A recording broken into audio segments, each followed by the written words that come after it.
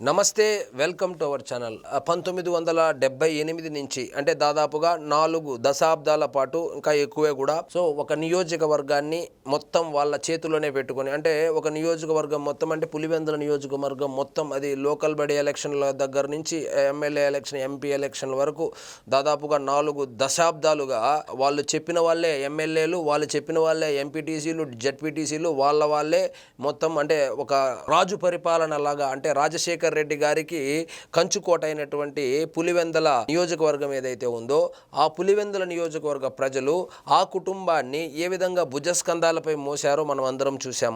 2 సార్లు వైఎస్ రాజశేఖర్ రెడ్డి గారిని ముఖ్యమంత్రిగా, రెండోసారి పూర్తిగా ఆయన పరిపాలించలేదనుకోండి, తర్వాత జగన్మోహన్ రెడ్డి గారిని కూడా ముఖ్యమంత్రిగా చేయడంలో కీలక పాత్ర పోషించింది అంటే పులివెందుల ప్రజలు. అంటే వాళ్ళు ఎమ్మెల్యేగా గెలిపిస్తేనే కదా వీళ్ళు అయింది.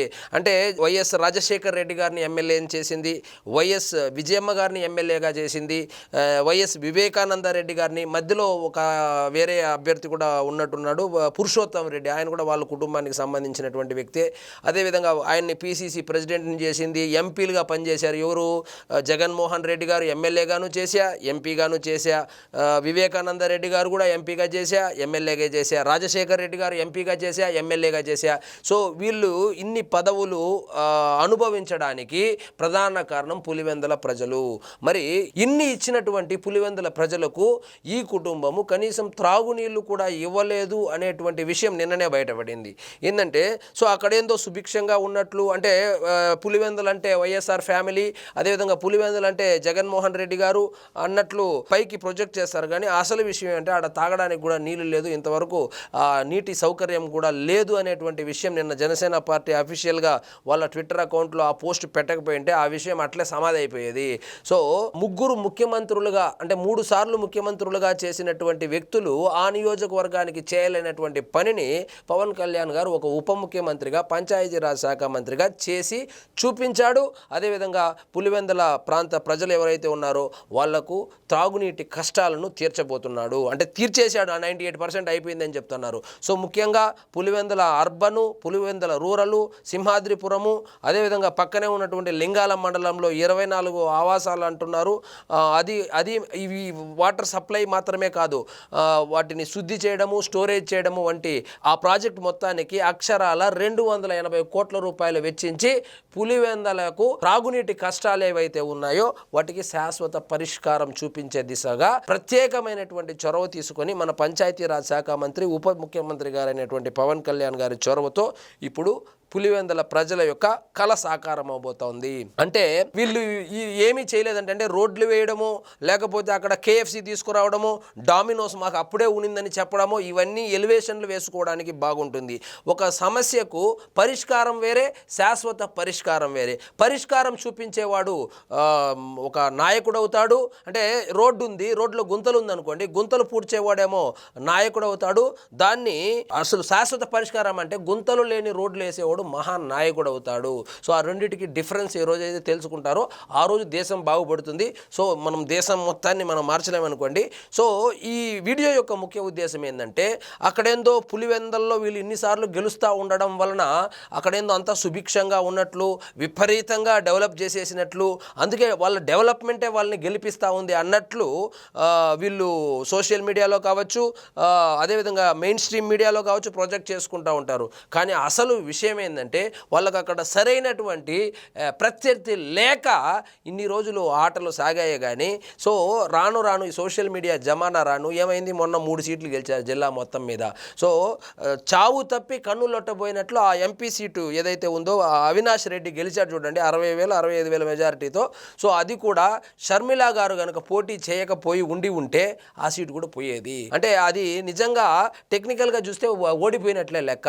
ఇంకోటి ఏంటంటే, పులివెందులలో జగన్మోహన్ రెడ్డి గారికి గతంలో వచ్చినటువంటి మెజారిటీ కన్నా తగ్గింది, ఇంకా రాబోయే ఎలక్షన్లో ఇంకా తగ్గబోతుంది.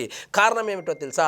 ఇప్పుడు అక్కడ ఒక ప్రత్యర్థి తయారయ్యాడు, బీటెక్ రవి అనేటువంటి ఒక ప్రత్యర్థి తయారయ్యాడు. కాబట్టి అంటే గట్టిగా పోలింగ్ ఎలక్షనీరింగ్ చేసుకోవడం కావచ్చు, పోలింగ్ బూత్లలో ఏజెంట్లు పెట్టుకోవడం కావచ్చు, అదేవిధంగా ఈ ప్రచారం చేసుకోవడం కావచ్చు, అభ్యర్థి ఎవరైతే ఉన్నారో అతను చురుగ్గా ఎన్నికలు అయిపోయిన తర్వాత కూడా అక్కడ ప్రజలకు అందుబాటులో ఉండి, అంటే ఎందుకంటే అక్కడ అభ్యర్థి అభ్యర్థి ఆపోజిట్లో అభ్యర్థి సరిగ్గా లేనప్పుడు ఏం చేస్తారు, ఇంకెట్లా గెలిచిపోయేది ఈయనే, ఆయనకి వేసినా మాత్రం ఏ లాభము, ఈయనకి వేసేద్దాం అనేటువంటి ఉద్దేశంతో వాళ్ళు ఇన్ని రోజులు అలాగా వాళ్ళకే వేస్తూ వచ్చారు. సో ఇప్పుడు కాలం మారింది, తరం మారింది కాబట్టి కొంచెం మార్పు అయితే కనబడతా ఉంది.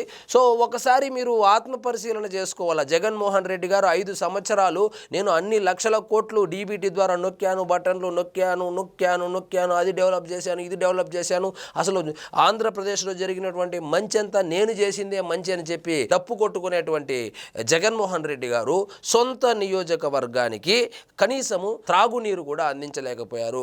వాస్తవంగా చెప్పంటే పులివెందులకు సాగునీరు ఇచ్చింది కూడా చంద్రబాబు నాయుడు గారి హయాంలోనే.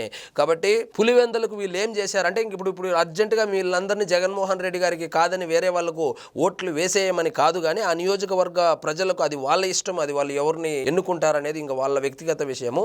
సో ఈ వీడియో యొక్క సారాంశం ఏంటంటే, మీరు చూస్తున్నటువంటి సోషల్ మీడియాలో చూస్తున్నటువంటి అంటే తెల్లవన్నీ పాలు కాదు అన్నట్లు సోషల్ మీడియాలో చూసే సొల్లంతా నిజం కాదు, గ్రౌండ్ రియాలిటీ వేరు. ఆయన ఏందో అక్కడ తిరిగే లేదు అంటే ఇంతవరకు ఓడిపోలేదండి. ఎందుకు ఎట్లా ఓడిపోతాడు? సొంత సామాజిక వర్గం ఓట్లే దాదాపు 1,00,000 ఓట్ల వరకు ఆయన సొంత సామాజిక వర్గం కావచ్చు, ఆయన తీసుకున్నటువంటి సామాజిక వర్గానికి చెందినటువంటి ఓట్లే ఉన్నప్పుడు ఎట్లా ఓడిపోతాడు? కాబట్టి అదేందో పెద్ద కంచుకోట అయినట్లు ఇవన్నీ ఈ సినిమా డైలాగులు ఇవన్నీ బాగానే ఉంటాయి, కానీ సరే ఏదో డెవలప్ చేశాడు అనుకుందాం. మరి ఈ 280 కోట్ల రూపాయల అవసరం ఎందుకు వచ్చింది?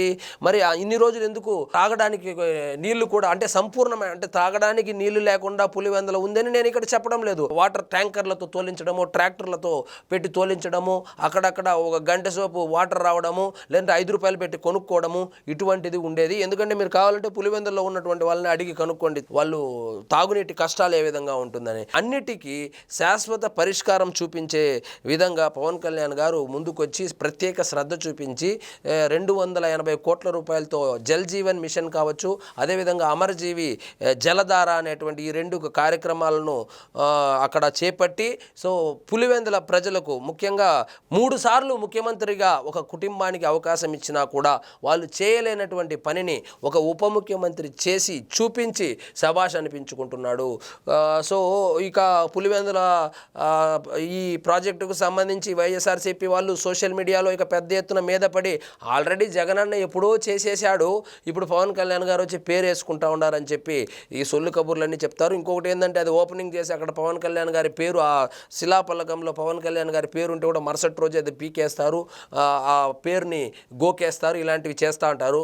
మీరు పవన్ కళ్యాణ్ గారి పేరును గోకేయచ్చును తీసేయచ్చును, కానీ ఆయన ఆ ప్రాజెక్టు అక్కడ నిర్విరామంగా అంటే ఎప్పుడు 2.5 సంవత్సరంగా అది కంటిన్యూ చేసి దానికి 280 కోట్ల రూపాయలు అంటే ఆయన నియోజకవర్గం కాదు, అసలు అక్కడ గెలుస్తామనేటువంటి నమ్మకం లేదు.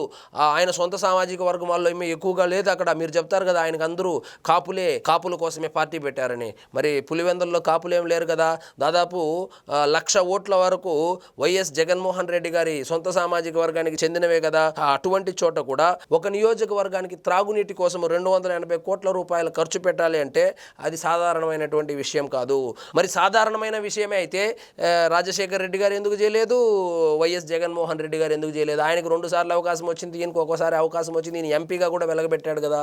కాబట్టి సో మీరు ఆయన పేరు పీకేసినా లేదా మొత్తం జగన్మోహన్ రెడ్డి గారే చేయించారని డప్పు కొట్టుకున్నా కూడా నిజము నిప్పు లాంటిది. కాబట్టి నిజం ఎవరు అక్కడికి వాటర్ తెచ్చారనే విషయము చరిత్ర అయితే మర్చిపోదు. సో ఏది ఏమైనప్పటికీ పులివెందుల ప్రజల యొక్క దాహార్తిని తీర్చనున్నటువంటి ఈ జల్ జీవన్ మిషన్ ద్వారా కావచ్చు లేదా అమరజీవి జలధార ద్వారా ఈ కార్యక్రమాన్ని విజయవంతం 98% అయిపోయిందంట, ఇంకా ఏదో 2% పని ఉందంట. ఇదే కాదు, వాటర్ శుద్ధి అంట, నిల్వ అంట, అన్నీ మొత్తం ఒక ఫుల్ 100% ప్రాజెక్టు పూర్తయిన తర్వాత ఎప్పుడు ఓపెనింగ్ ఉంటుందో ఆల్రెడీ వాటర్ కూడా ఇస్తూ ఉన్నారనేటువంటి వార్తలు కూడా వస్తుంది. సో ఏది ఏమైనప్పటికీ పులివెందుల దాహం తీర్చినటువంటి పంచాయతీరాజ్ శాఖ మంత్రి ఉప ముఖ్యమంత్రి అయినటువంటి పవన్ కళ్యాణ్ గారికి ఖచ్చితంగా పులివెందుల ప్రజలైతే రుణపడి ఉండాలి. సో ఎలాగూ జగన్మోహన్ రెడ్డి గారి అభిమానులు అయితే కనుక దీన్ని జీర్ణించుకోలేరు కాబట్టి ఇక వాళ్ళ ఇష్టము. సో మొత్తానికి పవన్ కళ్యాణ్ గారు జగన్మోహన్ రెడ్డి వల్ల కానిటువంటి పనిని ఆయన సొంత నియోజకవర్గానికి కూడా చేసి పెట్టడం నిజంగా అభినందించాల్సినటువంటి విషయం. సో ఇదండి ఈరోజు మన టాపిక్. మీకు ఈ వీడియో నచ్చినట్లయితే లైక్ చేయండి, షేర్ చేయండి, ఛానల్ మాత్రం సబ్స్క్రైబ్ చేసుకోవడం మర్చిపోవద్దు.